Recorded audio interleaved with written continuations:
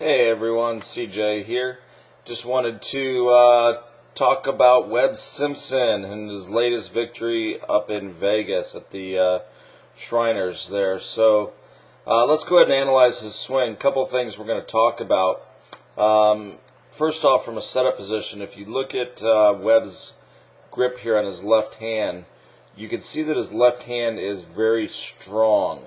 A little bit stronger than normal, the left hand for sure. That's at least 3 knuckles you can see there.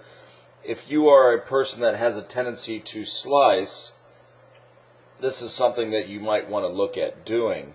But what you'll notice here when he goes back, because of that, Webb has been trying to, or what he tries to do, you can see how his left hand gets very much to the sky.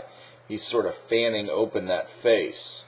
What you're going to see what that does here, and it's really not that bad here, and I've seen worse for him where he gets a little bit underneath that plane. Now for a tour player, they're usually spot on right on that line. So, and I've seen other ones where Webb, he might have the club even a little bit further back in there. So this one not too bad of a view, but you can see how he is really kind of creating a cupping motion of that left hand. And what you're going to see really from him is he creates sort of a nice download right there. So with Webb from over here, you're going to see he doesn't quite create the letter L, which is okay with the driver. It takes him a little bit longer. And what he does with this is he takes advantage of the stretch shorten cycles. So it does take a little bit longer to create that lag, but you can see how much lag he's creating here. What I want you to notice and pay attention to also is how his right elbow, he just jams that right elbow down in front of his right hip, basically gluing it to his body on the downswing. That's creating all that lag. That's why he's able to hit it far. I mean, that's almost Sergio-like as far as lag goes. And then obviously you can see how he's just sort of holding that off. You'll see that little hold-off move with that much lag, just keeping that face from rotating as much. You can see how he really works left on it and just holds it off, which isn't a bad move. And that's one thing you'll see from tour players is they're, very rarely are they hitting just full-born shots, that we'll see a lot of amateurs do with the shot finishing on the neck. They hit a lot of more of these cutoff shots, and that's really, I think, the key to playing golf is you got to be able to cut it off. You got to be able to hit different shots on the course, especially off of uneven lies. If one of your issues is you have a hard time taking it from the range to the course, you better learn this shot right there, that little 3/4 punch, because when the ball's on a side hill, when the ball's below your feet, the ball's above your feet, downhill, uphill, this is the shot you're going to have to hit in most cases. So, again, if you struggle taking your game from the range to the course, watch his little finish and learn to hit that little finish there. Okay? If you can do that, you'll hit the ball a lot more solid. A couple other things I want to show you here with Webb, too. So, this camera angle is okay. I don't think his ball is that far back. I think the camera should probably be back here a little bit more, shooting this direction.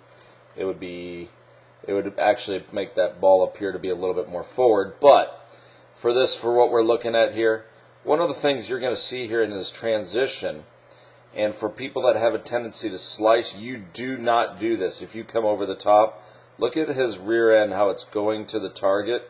Look at how his belt buckle stays back. So he's really keeping his hips closed at that point, and that allows him to create some room in the downswing for his arms to get back in front of him. And that's what we're after. If you are a person that does have a tendency to slice, you want to feel like you shift, and Webb does a great job. You can sort of watch his right foot here. Okay, watch his heel as he's pushing off. You can see how his hips are working lateral/diagonal towards his left toe. That's why his right heel actually goes forward there, and that allows him to hit the ball more from the inside.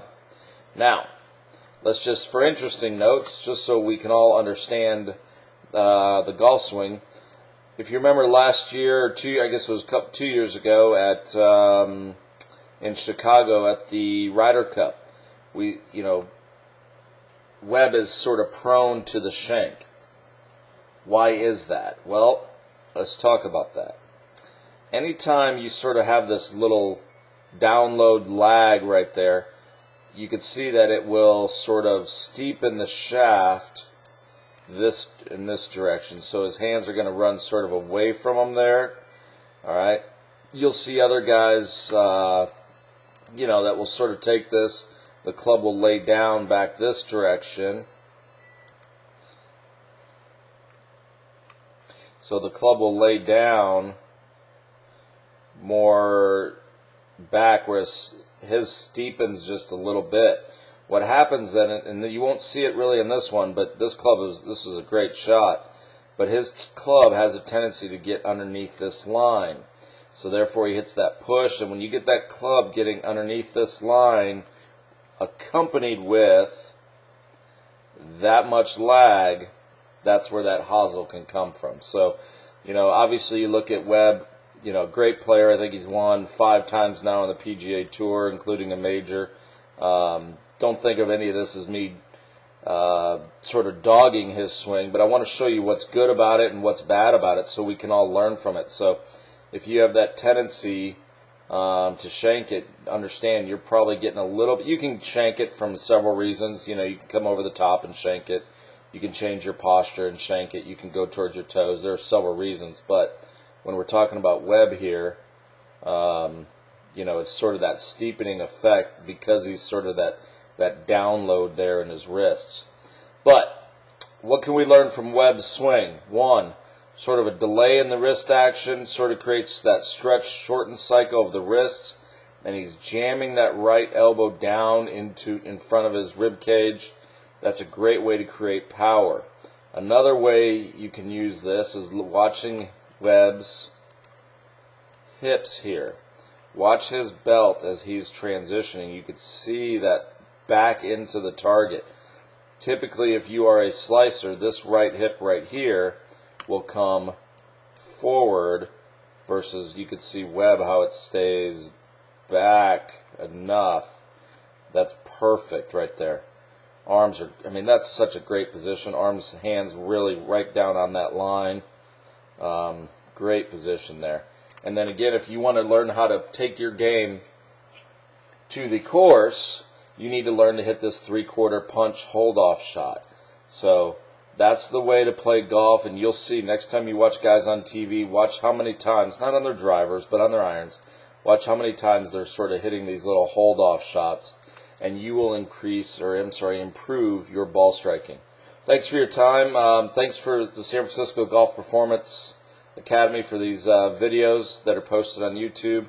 And I will talk to you guys next week.